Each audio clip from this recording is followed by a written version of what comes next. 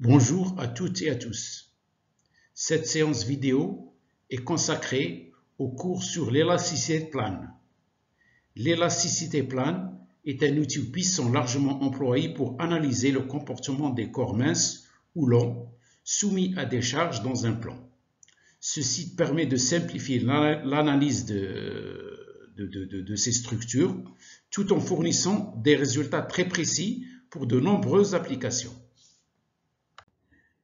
Nous vivons dans un monde tridimensionnel, voire même quadridimensionnel si on considère l'espace-temps. Pour autant, dans le domaine de l'ingénierie, il est fréquent de faire appel à des approximations en 2 dimensions afin de réduire les ressources nécessaires à la modélisation et au calcul. Certains cas de résolution des problèmes d'élasticité tridimensionnelle, pour lesquels nous avons déjà démontré dans une précédente vidéo que nous avons 15 inconnus avec 15 équations. Ce problème peut se ramener à celui d'un problème bidimensionnel, ce qui permet de réduire considérablement le nombre d'inconnus à 8, comme nous allons le démontrer au cours de cette séance vidéo.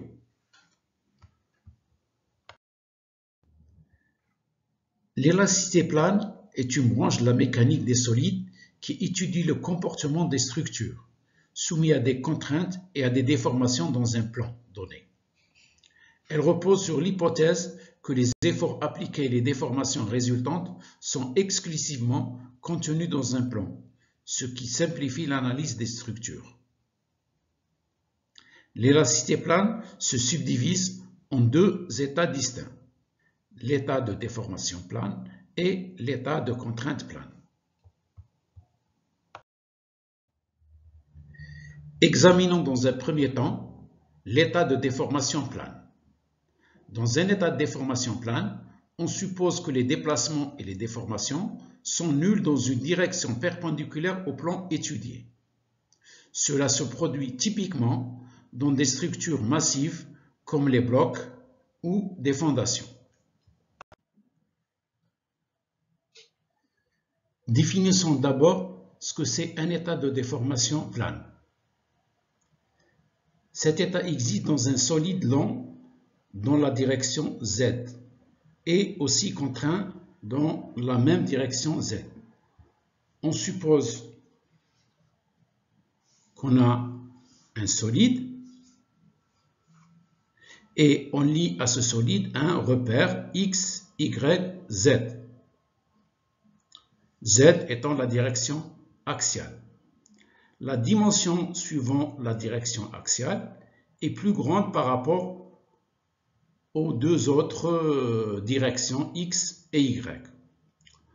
En plus, on suppose que cette paroi et cette paroi sont en contact avec un autre solide avec un appui plan. C'est-à-dire que le déplacement suivant la direction Z est empêché. On n'a que les déplacements suivant l'axe des X et l'axe des Y. Par conséquent, l'hypothèse dans ce cas de figure suppose qu'il n'y a aucun déplacement dans la direction Z.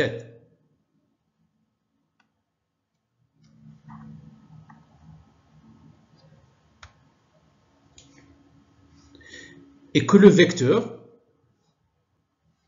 déplacement U, il a une composante suivant X qui ne dépend que des coordonnées X et Y et une coordonnée UY qui est fonction aussi de X et Y et le déplacement suivant Z, la direction de la plus grande dimension est égale à 0. Ceci peut s'exprimer d'une manière équivalente en termes de déformation.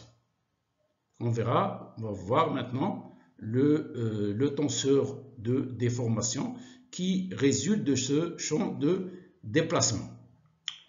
En effet, les conditions aux limites au niveau des parois rigides, cette paroi et cette paroi, sont des appuis plans.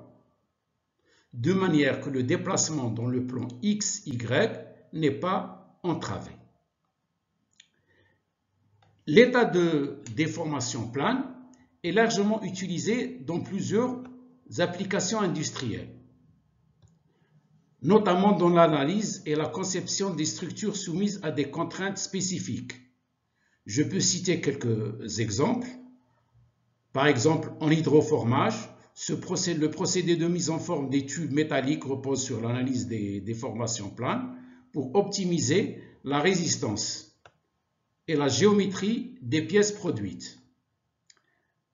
Un autre aussi secteur qui utilise l'hypothèse des déformations planes, c'est l'analyse des structures en génie civil, telles que les ponts, les barrages, les tunnels, lesquels prennent en compte les déformations planes pour évaluer les déformations et leur stabilité et leur durabilité. Aussi en mécanique des sols, l'analyse des contraintes dans des fondations et des structures souterraines utilise souvent l'hypothèse de déformation plane.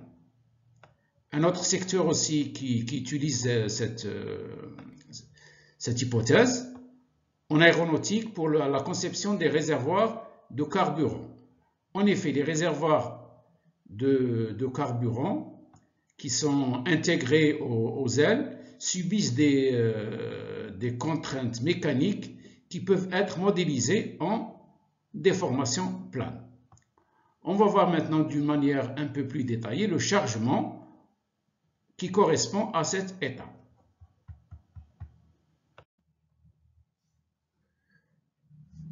Voyons maintenant de près les conditions géométriques et de chargement pour un état de déformation plane. La première condition, comme je viens de l'expliquer, elle est géométrique. Il faut avoir une dimension dans la direction Z plus grande par rapport aux dimensions dans les deux autres directions, à savoir la direction X et la direction Y. La deuxième condition, elle a trait au chargement. Il faut que le chargement, il faut qu'il soit dans le plan X, Y, c'est-à-dire dans le plan, dans la perpendiculaire et la direction de la plus grande dimension. Ici, j'ai donné un exemple de chargement où on voit un chargement imposé Q1 et Q2 qui sont appliqués à la frontière du solide. Ces chargements sont premièrement homogènes suivant l'axe des Z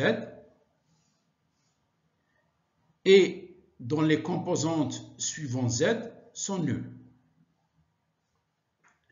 Il est de même aussi pour les forces de volume. Les forces de volume aussi, force de volume F, que vous voyez ici, ils ont une composante nulle suivant l'axe DZ. On a représenté aussi les conditions aux limites en déplacement, qui sont représentées par ces appuis. Les conditions aux limites en déplacement sur la frontière, ces composantes aussi doivent être nulles suivant l'axe des Z. Par conséquent, on peut représenter ce chargement dans le plan X, Y. Voilà, c'est ce qu'on va voir. On a cette section, on a fait une coupe perpendiculairement à l'axe des Z et on voit la charge Q1, la charge Q2, les efforts de volume F qui sont appliqués en tout point et les conditions aux limites en déplacement. Tout ceci dans le plan X, Y.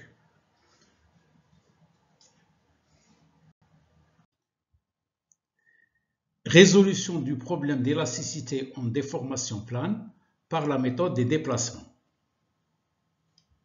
comme on peut le constater pour le cas d'un état en déformation plane, le champ de déplacement, il prend cette forme, c'est-à-dire qu'il est indépendant de la coordonnée z. En plus, la composante U de z est égale à 0. Je rappelle que la méthode de déplacement consiste à déterminer le tenseur de déformation à partir du champ de déplacement par le biais de la relation qui lie le champ de déplacement au tenseur de déformation. Ensuite, on détermine le tenseur de contrainte par le biais de la loi de comportement. Calculons maintenant les composantes du tenseur de déformation. Epsilon xx, c'est la dérivée partielle de u de x par rapport à x. Epsilon yy, la dérivée partielle de u de y par rapport à y. La composante epsilon xy ou yx en raison de la symétrie, c'est 1 demi de la dérivée de u de x par rapport à y plus la dérivée de u de y par rapport à x. Ces trois composantes sont non nulles. La composante epsilon zz est égale à 0 parce que u de z est égal à 0. La composante epsilon xz ou epsilon zx est égale à 0 parce que u de x ne dépend pas de z et u de z est égal à 0. Epsilon yz ou epsilon zy, elle est égale à 0 pour la simple raison que u de y ne dépend pas de z et que de u de z est égal à 0. Donc on aura les trois composantes nulles. Ces trois composantes qui correspondent dans le tenseur de déformation à la troisième ligne, troisième colonne. Donc, le tenseur de déformation se présente sous cette forme qui est affichée et on déduit le tenseur de contrainte. On remarque que epsilon zz est égal à 0. Par contre, sigma zz n'est pas nul. On va le calculer dans les prochaines diapositives.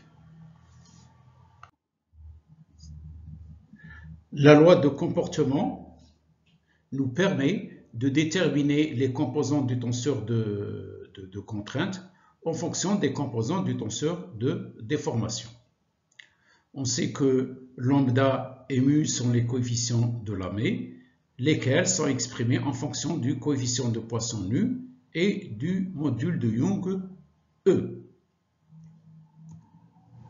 Calculons les composantes du tenseur de contrainte. Donc sigma xx, ce sera 2 mu epsilon xx plus lambda epsilon xx plus epsilon yy, compte tenu que epsilon zz est égal à 0. Il est de même pour le calcul de sigma yy. Sigma zz, c'est 2 mu epsilon zz qui est égal à 0 plus lambda que multiplie la somme de epsilon xx et epsilon yy. On voit bien que epsilon zz n'est pas nul puisque epsilon xx et epsilon yy ne sont pas nuls. Epsilon xy est égal à 2 mu epsilon, sigma xy est égal à 2 mu epsilon xy et que les composantes sigma xz, sigma zx et sigma yz sont nuls. On cherche maintenant à exprimer sigma zz, composante, en fonction de sigma xx et sigma yy. On va la calculer, c'est-à-dire si on connaît sigma xx et sigma yy, on peut déterminer sigma zz. On va le démontrer. Pour cela, on utilise la loi de comportement qui lie les composantes du tenseur de déformation aux composantes du tenseur de contrainte.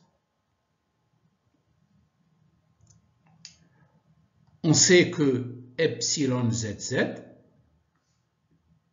epsilon zz est égal à 0.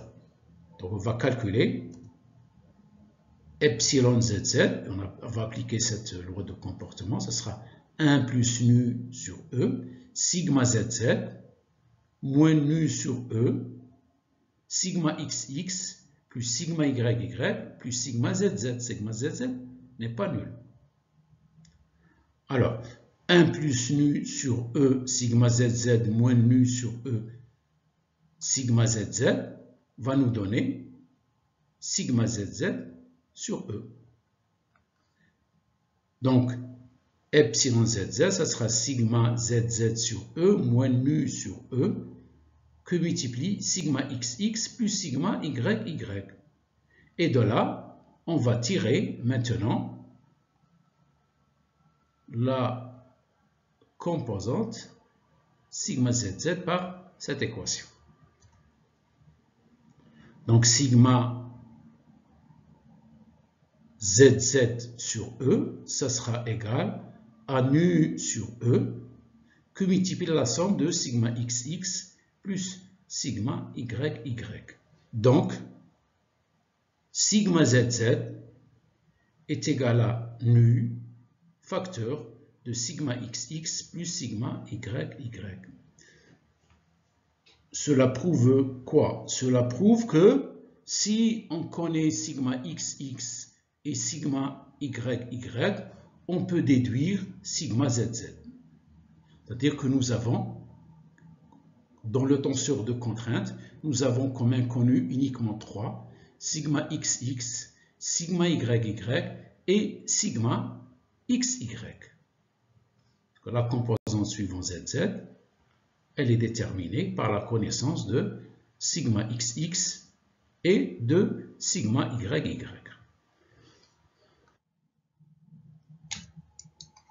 Donc,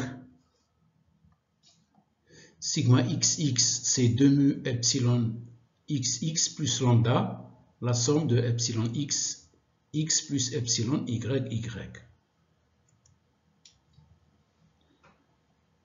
On développe, sigma xx, ça sera 2 mu plus lambda epsilon xx plus lambda epsilon y. On cherche à exprimer les composantes du tenseur de contrainte en fonction du module de Young E et du coefficient de Poisson nu. Pour ce faire, on va calculer 2 mu plus lambda. Donc si on développe, connaissant lambda, connaissant mu, si on développe et on fait la somme de 2 mu plus lambda, on retrouve que 2 mu plus lambda, c'est E que multiplie 1 moins nu sur 1 plus nu que multiplie 1 moins 2 nu. Voyons. Donc, 2 mu plus lambda, c'est ce terme.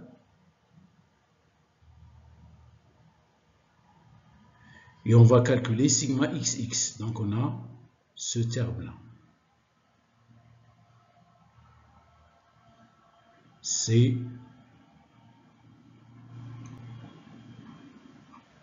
2 mu plus lambda. On a lambda qui multiplie epsilon y, y. Or, lambda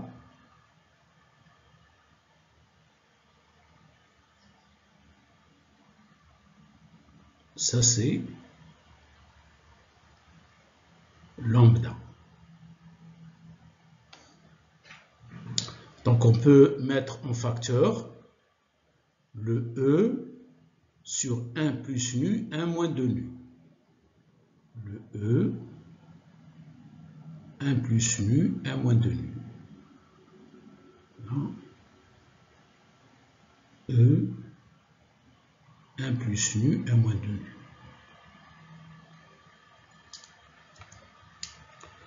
Donc, sigma x, ça sera E sur 1 plus nu, 1 moins 2 nu, que multiplie 1 moins nu, que multiplie epsilon xx, plus nu que multiplie epsilon y. Par analogie, on retrouve aussi sigma y. Sigma xy, ce sera 2 mu que multiplie epsilon xy. Or, 2 mu, donc on aura 2e sur 2 1 plus nu, en simplifiant les deux, on aura cette expression pour le calcul de sigma xy. Donc si on connaît sigma xx, sigma yy, on peut déterminer sigma zz et on calcule sigma xy par cette relation. Donc les inconnus pour le tenseur de contrainte, ils sont au nombre de 3 et non pas 4, puisque sigma zz, elle dépend de sigma xx et sigma yy.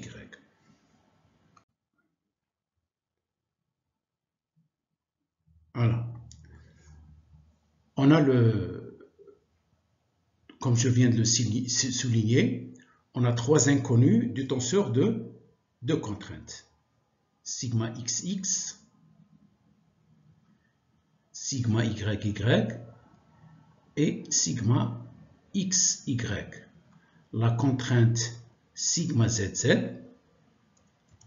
on a montré qu'elle dépend de sigma xx et sigma yy. Donc, nous avons 3 inconnus pour le tenseur de contrainte. On cherche à exprimer les déformations et les contraintes sous forme de vecteurs colonnes à 3 composantes. Puisque le tenseur de contrainte, nous avons 3 composantes inconnues et nous avons aussi 3 composantes du tenseur de déformation. Donc les équations écrites dans la précédente diapositive, on peut les regrouper sous forme de produits matriciels. La composante sigma xx, sigma yy, sigma zz est égale à une matrice qu'on appelle matrice de rigidité que multiplie les composantes du tenseur de déformation. Donc, la matrice permettant le passage des déformations aux contraintes est appelée matrice de rigidité. Connaissons maintenant le tenseur de contrainte. On doit vérifier les équations d'équilibre. Les équations d'équilibre se réduisent à 2 équations scalaires. La première équation, la dérivée partielle de sigma xx par rapport à x, plus la dérivée partielle de sigma xy par rapport à y, plus la composante des forces de volume sur l'axe des x égale à 0, et la deuxième équation vectorielle plutôt la deuxième équation scalaire des équations d'équilibre, c'est la dérivée partielle de sigma yx par rapport à x, plus la dérivée partielle de sigma yy par rapport à y, plus la composante des forces de volume sur l'axe des y égale à 0. On aura deux équations d'équilibre à vérifier. En outre, ce tenseur de contrainte, il doit vérifier aussi les conditions aux limites en contrainte qui sont sur les bords des structures et des pièces considérées. Je récapitule la procédure à entreprendre pour résoudre un problème d'élasticité en déformation plane par la méthode des déplaçants. Connaissant les composants du vecteur déplacement, U de x, U de y, ce vecteur, il doit d'abord vérifier les conditions aux limites en déplacement. Ensuite, par le biais de la relation qui lie les trois composantes du tenseur de déformation aux deux composantes du vecteur déplacement, on détermine le tenseur de déformation. La loi de comportement qui donne les composantes du tenseur de contrainte en fonction des composantes du tenseur déformation nous permet de déterminer les trois composantes inconnues du tenseur de contrainte, comme je viens de l'expliquer, sigma xx, sigma xy et sigma yy, parce que la composante sigma zz, elle s'exprime en fonction de sigma xx et sigma yy. Ce tenseur de contrainte doit vérifier les deux équations d'équilibre et les conditions limites en contrainte. Donc si on fait le bilan, on a les inconnus qui sont deux composantes du vecteur déplacement, trois composantes du tenseur de déformation et trois composantes du tenseur contrainte. En tout, nous avons 8 inconnus. Donc pour ces 8 inconnus, il nous faut 8 équations. Alors les équations, on va les identifier. Nous avons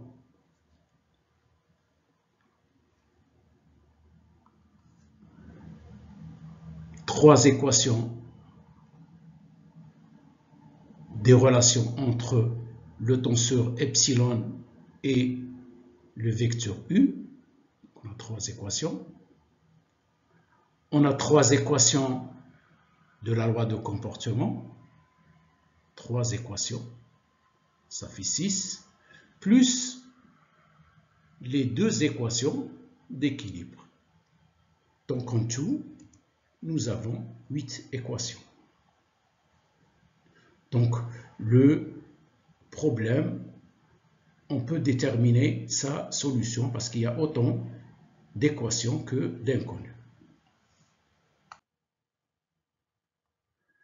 On aborde la seconde méthode, en l'occurrence la méthode des contraintes, pour résoudre un problème d'élasticité en déformation plane. Donc, qui dit méthode des contraintes, on connaît déjà le tenseur de contraintes. Ce tenseur de contraintes, il faut d'abord qu'il vérifie les équations d'équilibre et les conditions aux limites en contrainte. À partir de ces composantes de sigma, on détermine les composantes du tenseur de déformation par le biais de la loi de comportement. Donc c'est cette loi de comportement. Epsilon ij est égal à 1 plus nu sur E, sigma ij moins nu sur E, sigma LL, c'est-à-dire la trace de sigma, que multiplie l'indice de Kronecker sigma IJ.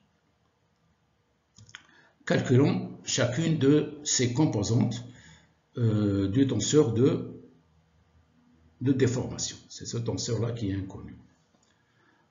Donc on va calculer epsilon xx, ce sera 1 plus nu sur E sigma xx moins nu sur E, sigma LL étant la trace de sigma.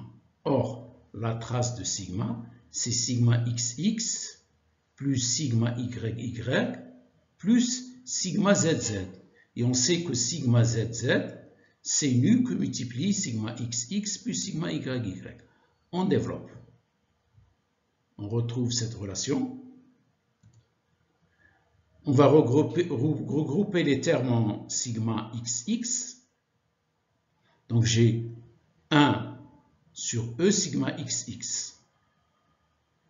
Ensuite, j'ai nu moins nu que multiplie nu sigma xx. Donc c'est moins nu au carré. Donc 1 moins nu au carré sur E sigma xx, moins nu sur E, et on a ici pour sigma yy, on a 1 plus nu sur E. Et nous développons encore, donc pour mettre les termes en sigma xx et les termes en sigma yy.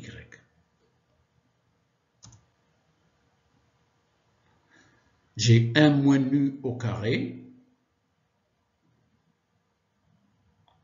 Ce terme, je peux le développer en 1 moins nu, 1 plus nu.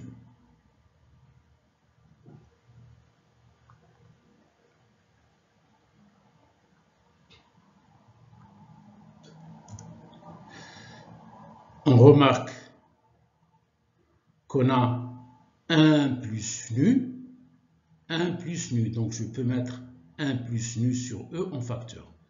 1 plus nu sur E, que multiplie 1 moins nu que multiplie sigma xx, moins nu sigma yy. Par analogie, on détermine aussi sigma yy.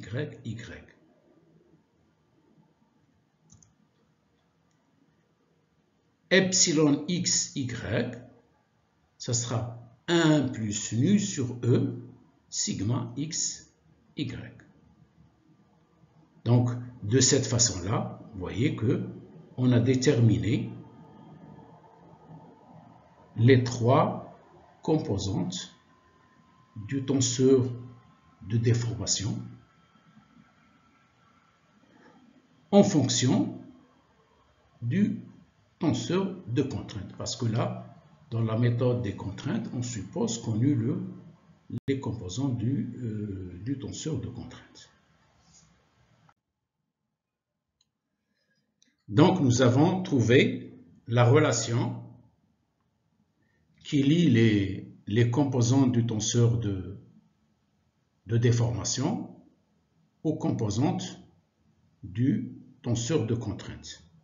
Comme je l'ai expliqué dans une précédente diapositive, les déformations et les contraintes sont écrites sous forme de vecteurs colonnes à 3 composantes. Quand nous avons 3 composantes du tenseur de déformation, parce que nous avons 3 inconnus, epsilon xx, epsilon xy et epsilon yy. Nous avons aussi 3 inconnus en contrainte, qui sont sigma xx, sigma xy et sigma yy. La composante sigma zz est connue par le biais de sigma xx et sigma yy. Donc cette relation, elle met en évidence la relation des composants du tenseur de déformation avec ceux des contraintes par le biais d'une matrice qu'on appelle matrice de compliance. Cette matrice de compliance représente l'inverse de la matrice de rigidité.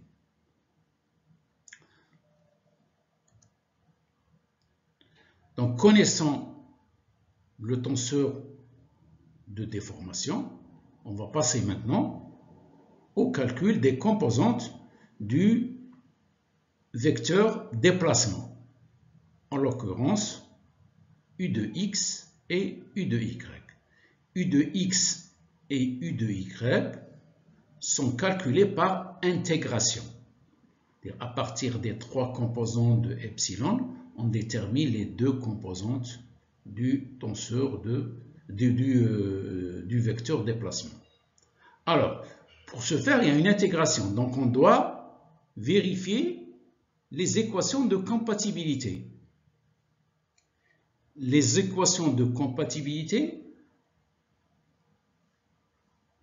que voici, c'est la dérivée seconde de epsilon xx deux fois par rapport à y, la dérivée deux fois par rapport à x de epsilon y doit être égale à la dérivée seconde de epsilon xy qu'on dérive par rapport à x et par rapport à y. Donc nous devons transformer cette relation qui est écrite en fonction des composantes du tenseur de déformation en une relation qui lie les composantes du tenseur de contrainte. C'est ce qu'on appelle les équations de Beltrami. Donc nous devons démontrer les équations de Beltrami dans le cas des déformations, d'un état de déformation plane.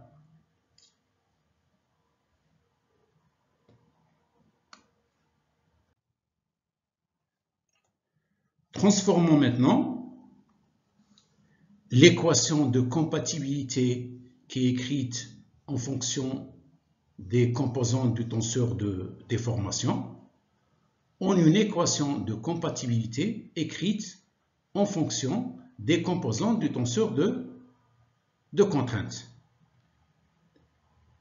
Nous connaissons déjà les relations qui existent entre les composants du tenseur de contrainte à ceux de déformation par le biais de ces trois équations.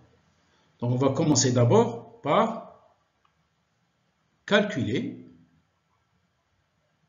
la dérivée seconde de epsilon xx par rapport à y. Pour cela, on exprime epsilon xx en fonction de sigma xx et sigma yy.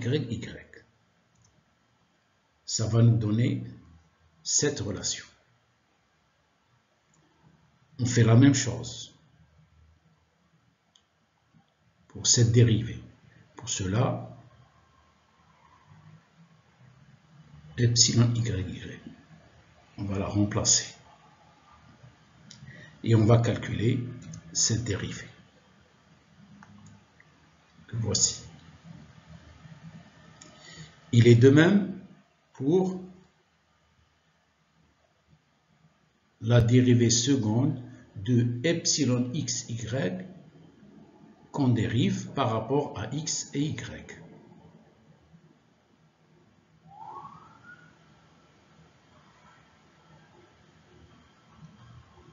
Alors, on va la dériver et on obtient cette troisième équation.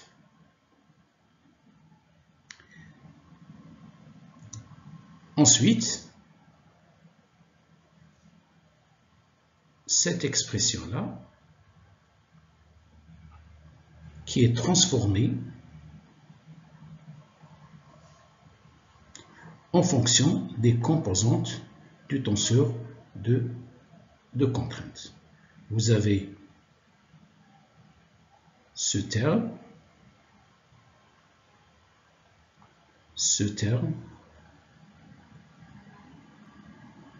et ce terme. Là.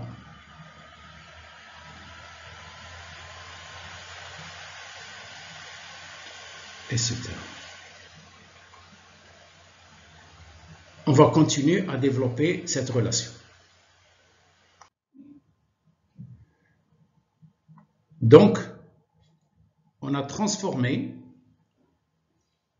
l'équation des compatibilités qui est écrite en déformation en une équation écrite en contrainte, que voici, qu'on appelle l'équation 1. On cherche maintenant à faire intervenir dans l'équation de compatibilité obtenue, c'est-à-dire l'équation 1, on cherche à intervenir les forces de volume. À cet effet, on utilise les équations d'équilibre. Les deux équations d'équilibre, les deux équations scalaires. La première équation, que je vais dériver encore par rapport à x, ça donne l'équation 2. La deuxième équation scalaire d'équilibre, je vais la dériver encore par rapport à y, j'obtiens l'équation 3. Et on va faire la somme de l'équation 2, cette équation 2, et cette équation 3. On aboutit à la relation qui est affichée.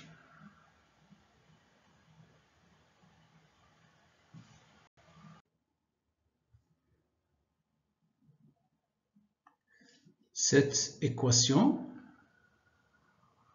représente la somme des équations 2 et 3 présentées dans la précédente diapositive. On va déterminer la dérivée, on dérive deux fois de sigma x, y par rapport à x par rapport à y. À partir de cette équation, on obtient cette relation-là. Et nous reprenons l'équation 1 qu'on a développée. Et on va remplacer ce terme par ce terme.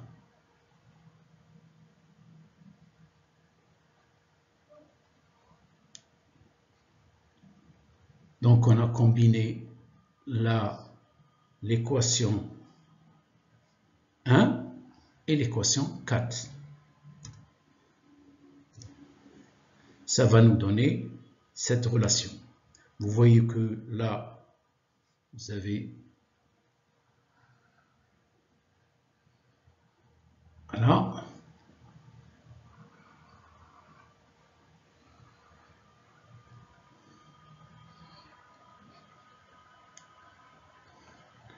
Et 2 fois la dérivée de 2 fois de sigma x, y par rapport à x et par rapport à y. On va maintenant utiliser cette relation ou cette équation. Dans le premier membre, on va mettre les termes en contrainte, et dans le second membre, on va mettre les termes des dérivées partielles des efforts de volume Fx et Fy. Alors, pour ce faire, on va regrouper dans un premier temps la dérivée deux fois de sigma x, x par rapport à x. On l'a dans le premier membre de cette équation et dans le second membre de cette équation. Donc là c'est multiplié par moins 1. quand il passe dans le second membre, ça va être 1. Et là, on a moins nu. Il est de même pour sigma y, on va regrouper les termes en dérivée 2 fois de sigma y par rapport à y.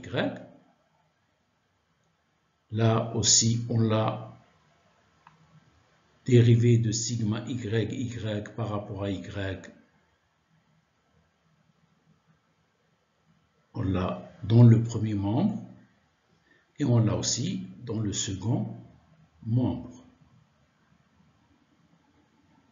On aura aussi 1 moins nu que multiplie la dérivée seconde 2 fois, c'est-à-dire on dérive sigma y par rapport à y. Et on a aussi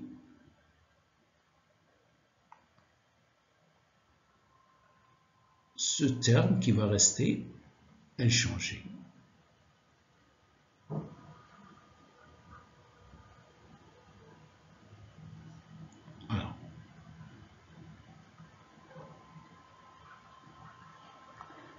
Alors, dans le second membre, il va nous rester moins la dérivée de f de x par rapport à x plus la dérivée de f de y par rapport à y. On remarque dans le premier membre, on peut mettre 1 moins nu en facteur. Donc on aura 1 moins nu, dérivée 2 fois de sigma xx par rapport à x. On dérive aussi sigma xx 2 fois par rapport à y, plus la dérivée de sigma y par rapport à x, on la dérive 2 fois, et on dérive aussi le sigma y 2 fois par rapport à y. Alors, nous constatons que ceci représente le Laplacien de sigma xx. Et ceci représente le Laplacien de sigma y.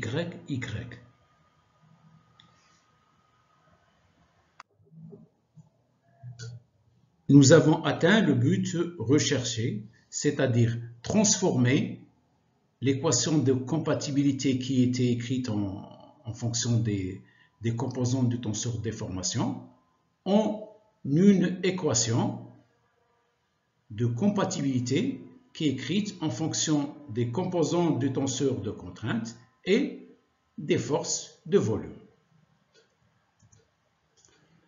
Donc cette équation, elle est donnée par la relation suivante. Le Laplacien de la somme de sigma xx plus sigma y est égal à moins 1 sur 1 moins nu. La dérivée de f de x, c'est-à-dire la composante des forces de volume selon x, on la dérive par rapport à x, et la composante de la force de volume selon y, on la dérive par rapport à y. Cette équation représente l'équation de Beltrami du problème d'élasticité en déformation plane. Je résume la procédure à entreprendre pour résoudre un problème d'élasticité en déformation plane par la méthode des contraintes.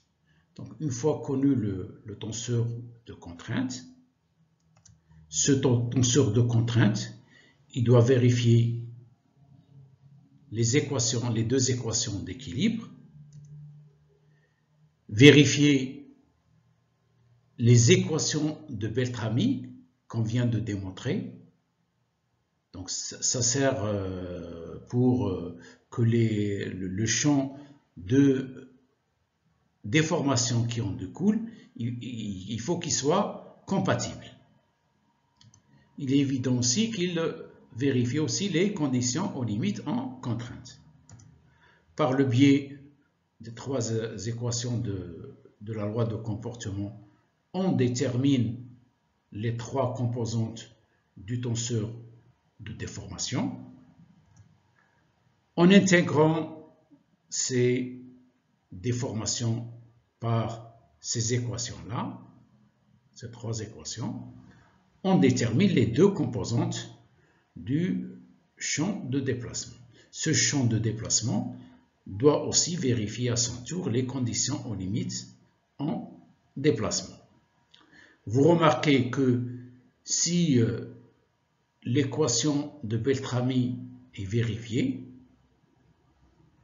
le champ de déformation est compatible. Ce qui est sûr, c'est qu'on doit maintenant avoir, à partir des trois composantes du tenseur de déformation, on a les deux composantes du vecteur déplacement. On va faire le bilan maintenant. Alors, les inconnus. Pour le tenseur de contrainte, sigma xx, sigma xy, sigma yy. Trois inconnus.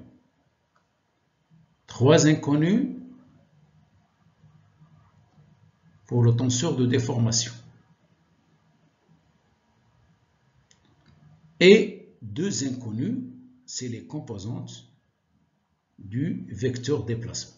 En tout, nous aurons 8 inconnus.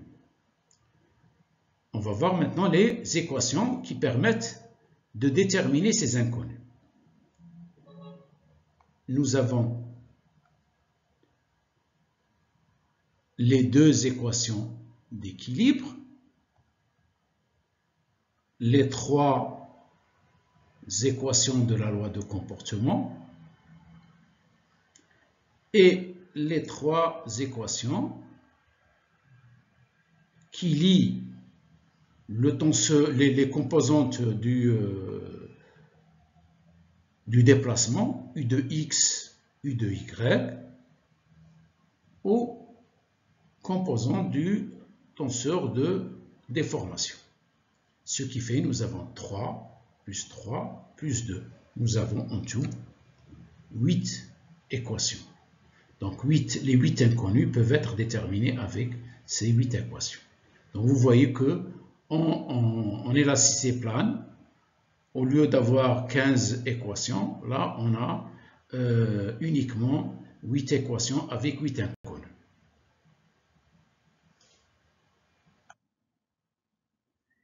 Examinons l'état de contrainte plane.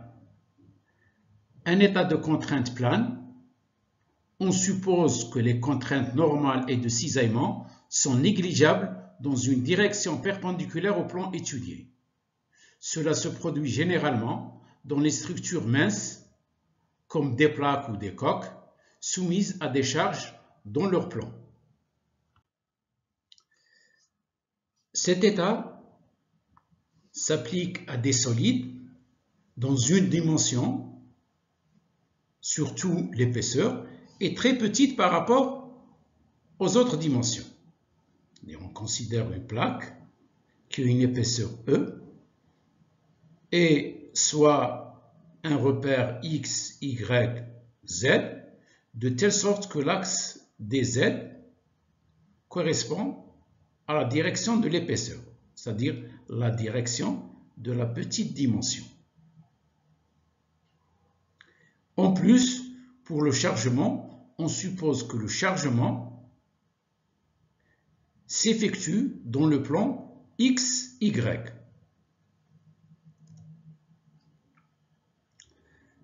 Comme on le sait, cet état il se caractérise surtout pour les plaques minces, soumises à des forces suivant agissant sur le plan de la plaque, telle que cette plaque qu'on voit affichée.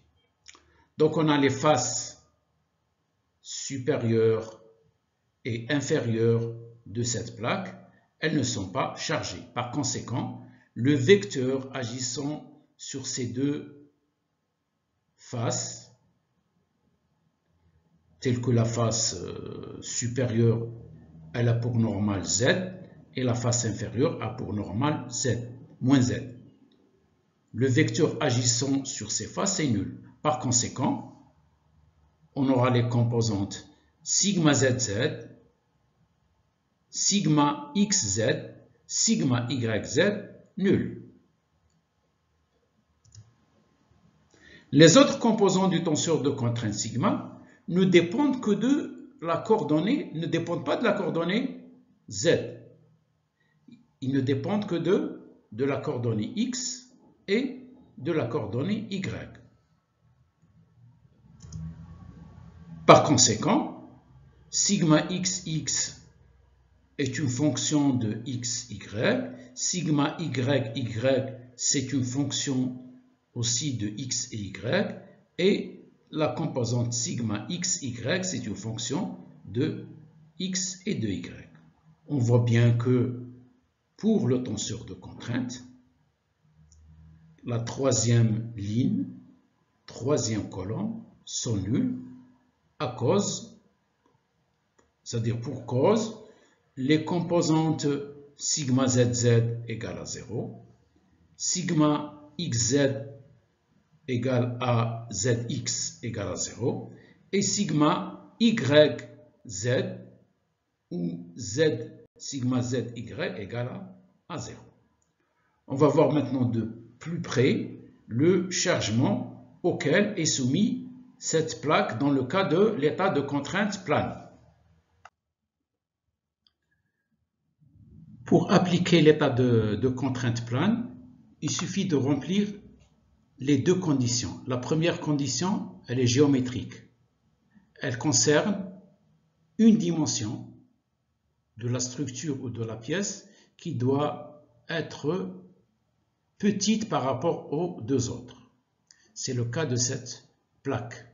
On a une épaisseur E qui est dans la direction Z, qui est petite par rapport aux dimensions dans les directions X et Y.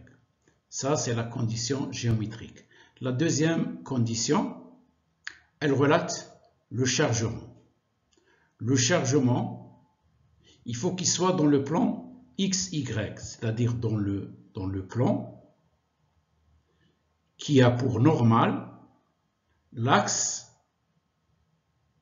de la petite dimension. Comme on le constate pour cette plaque, les faces supérieures et inférieures sont libres, il n'y a aucun chargement. Le chargement Q1 et Q2, c'est des efforts imposés à la frontière du solide. Et dans les composantes suivant l'axe des Z, ces composantes sont nulles. Il est de même pour les efforts de volume F. Ils sont aussi contenus dans le plan X, Y. Concernant les conditions aux limites en déplacement qui sont schématisées par ces appuis, la condition aux limites de déplacement imposée sur la frontière, sa composante aussi suivant Z est nulle. Par conséquent, on peut représenter le chargement dans le plan XY. On a représenté une section de cette plaque, une section droite. On voit les chargements extérieurs Q1 et Q2, les efforts de volume F qui sont appliqués en tout point et les conditions aux limites en déplacement qui sont représentées par ces deux appuis. Ceci n'est un exemple pour illustrer le chargement dans le cas des contraintes planes. Alors, parmi les applications de cet état de contrainte, dans le domaine du génie civil, de l'aéronautique et de la mécanique, on peut citer quelques exemples, tels que les plaques et feuilles minces, les coques de bateau, les dalles et plaques en béton. Alors, ceci nous conduit à une simplification. Cette simplification qui passe de l'état en 3 dimensions à un état bidimensionnel est utilisé pour dimensionner et modéliser ces structures. En effet, la complexité mathématique est alors réduite sans compromettre la précision de calcul des contraintes, des déformations et des déplacements.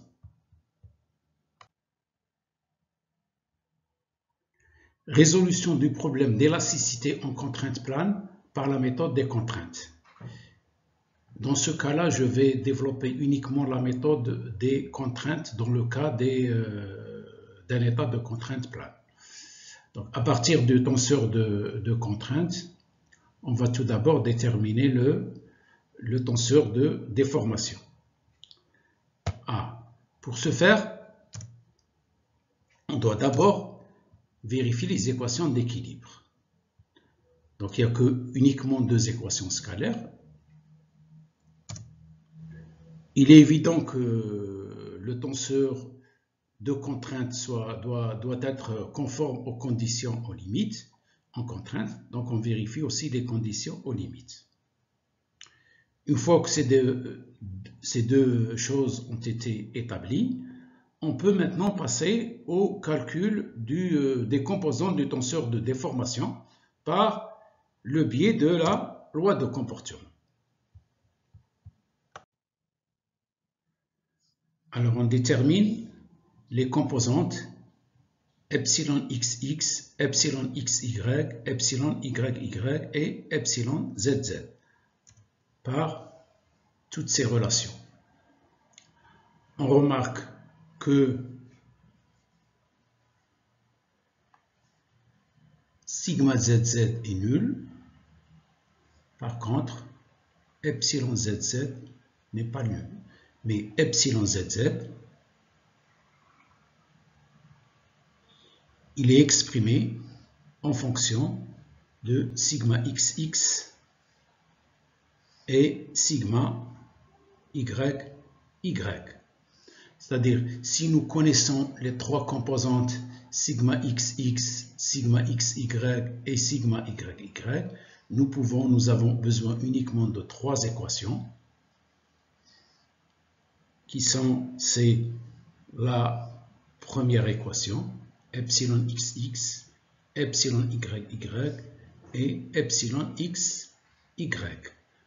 La composante epsilon zz est exprimée en fonction de sigma xx et sigma yy. Ce qui fait que nous avons 3 inconnus en contrainte, 3 inconnus en déformation. C'est comme on a fait tout à l'heure. Donc les composants du tenseur de déformation sont exprimés en fonction des composants du tenseur de contrainte par le biais de la matrice de compliance. On peut imaginer aussi la loi de comportement réciproque, c'est-à-dire on exprime les composantes de sigma en fonction des composants de epsilon et on aboutit à cette relation qui exprime les composants du tenseur de contrainte en fonction du tenseur de déformation des composantes par le biais de la matrice de rigidité.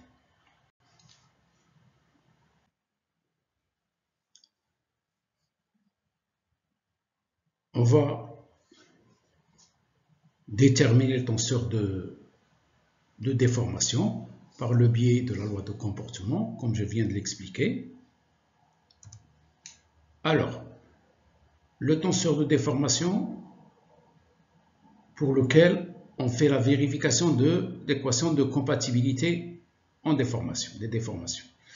C'est cette loi qui est affichée et qu'on a expliquée dans le cas précédent, c'est-à-dire dans le cas d'un état de déformation plane. Cependant, puisqu'on commence par la méthode des contraintes, cette équation de compatibilité doit être vérifiée pour les contraintes. Donc nous devons transformer dans ce cas l'équation de compatibilité qui est écrite en déformation, on va la transformer en une écriture qui est selon les composantes du tenseur de contrainte. C'est ce qu'on va maintenant démontrer, cette équation de compatibilité écrite en contrainte dans le cas des contraintes planes. Alors, pourquoi? Pour la simple raison que ce tenseur de contrainte, il doit vérifier d'abord les conditions, les équations d'équilibre, les conditions aux limites et les équations d'équilibre en contrainte, pour qu'on soit sûr que le champ de déplacement qui va découler du tenseur de déformation, il est compatible. Comme on l'avait fait précédemment, nous devons, dans ce cas de contrainte plane, écrire l'équation de compatibilité en contrainte. Or, cette équation de compatibilité, nous l'avons toujours en déformation. Donc, nous allons exprimer epsilon xx, epsilon yy, epsilon xy par leur expression en contrainte. Commençons par la dérivée de epsilon xx deux fois par rapport à y. Donc, comme on peut voir affiché, on a epsilon xx et epsilon xx, il est donné par cette expression.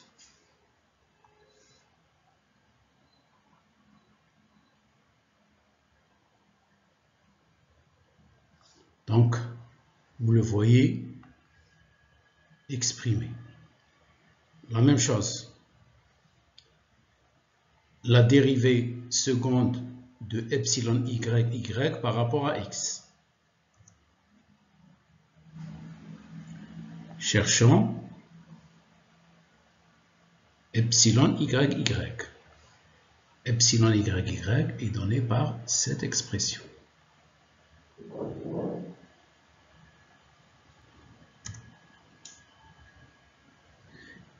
Et epsilon xy, il est donné par cette expression.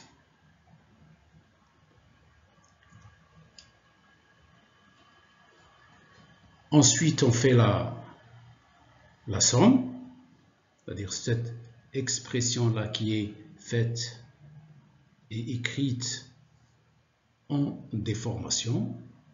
On va la réécrire maintenant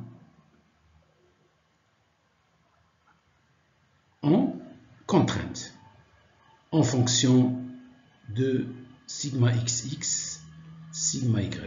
Voilà, vous avez les composantes.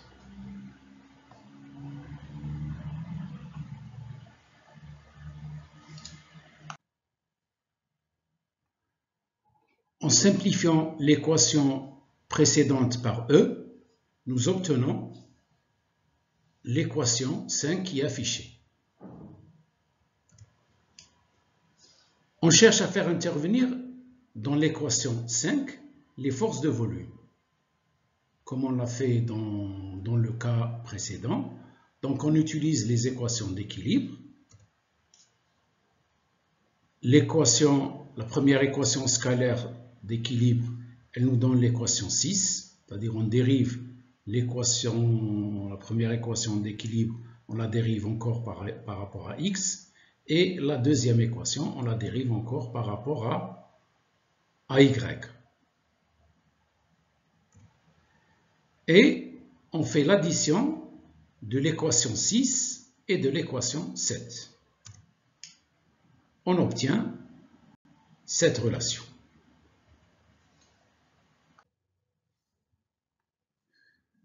Ceci nous mène à une relation entre les dérivées secondes des composantes du tenseur de contrainte, sigma xy, sigma xx et sigma yy, et les dérivées premières des des composants des forces de volume, Fx et Fy. Donc nous allons utiliser cette relation que j'appelle 8 et la relation 5 qu'on a développée dans une précédente diapositive. On va maintenant cette dérivée, seconde dérivée sigma x, y, dérivée par rapport à x et par rapport à y, on va, qui est là, on va la remplacer par cette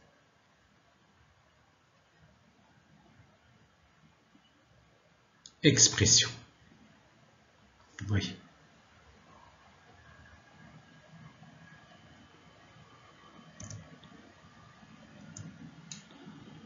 Donc, comme vous le voyez,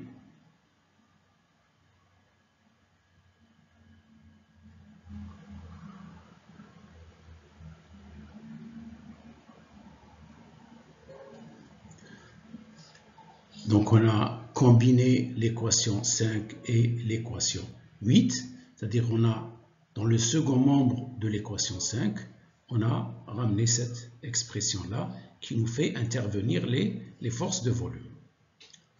Ensuite, on va réarranger encore cette équation en mettant les composantes du tenseur de contrainte dans le premier membre de cette équation et les composantes des forces de volume dans le second membre de l'équation. Et comme on peut le constater, donc on a 1 plus nu moins nu, ça se simplifie. Là, on a 1 plus nu, 1 moins nu. Et on continue encore à développer cette équation. Ainsi, nous avons transformé l'équation de compatibilité écrite en déformation en une équation écrite en contrainte. Donc nous remarquons que dans le premier membre de cette équation, on a le Laplacien de sigma xx. Cette somme représente le Laplacien de sigma xx et cette somme, elle représente le Laplacien de sigma yy qui est égal à 1 moins nu, la dérivée de f de x par rapport à x plus la dérivée de f de y par rapport à y. Donc, le Laplacien de la somme de sigma xx plus sigma yy est égal à moins 1 plus nu, dérivée partielle de f de x par rapport à y et dérivée partielle de f de y par rapport à y. Cette équation illustre l'équation de Beltrami d'un problème d'élasticité en contrainte plane. Donc nous avons démontré à la fois l'équation de Beltrami pour les contraintes planes et pour les déformations planes.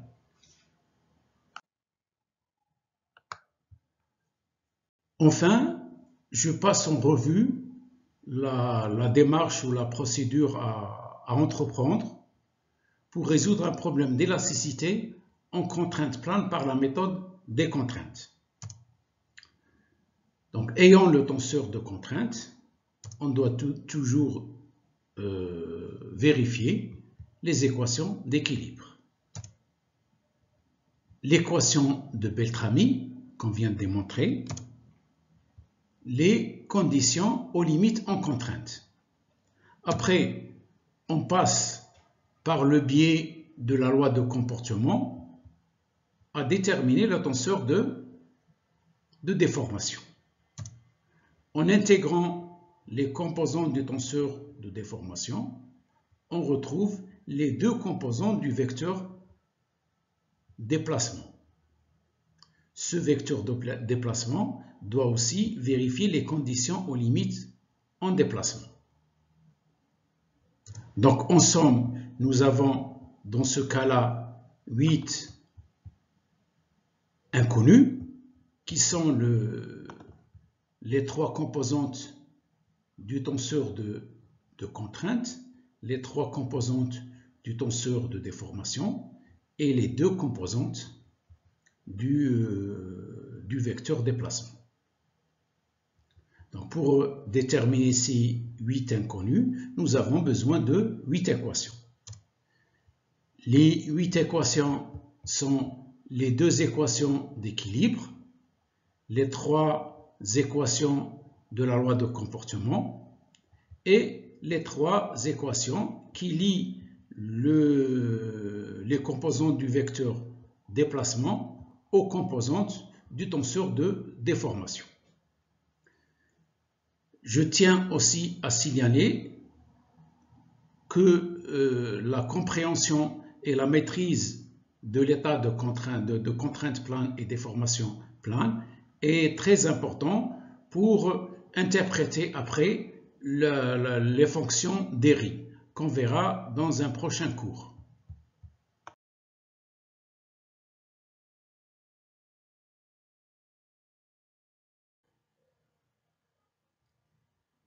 L'apprentissage est une aventure et chaque vidéo est une étape vers une meilleure maîtrise des concepts de la mécanique des milieux continus, particulièrement l'élasticité. Merci d'avoir partagé ce moment avec moi et rendez-vous très vite pour la suite. On se retrouve très bientôt pour une nouvelle série sur la fonction d'Airy. Pensez à vous abonner pour ne rien manquer des prochaines vidéos. À bientôt.